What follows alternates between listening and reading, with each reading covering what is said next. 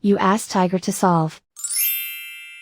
This deals with linear equations with one unknown. The final result is x equals -27/11. Let's solve it step by step.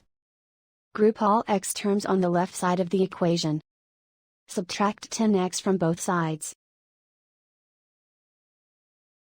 Simplify the arithmetic.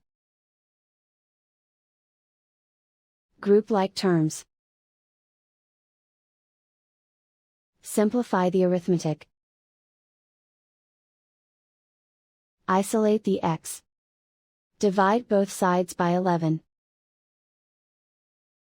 Simplify the fraction. And so the final result is x equals -27/11.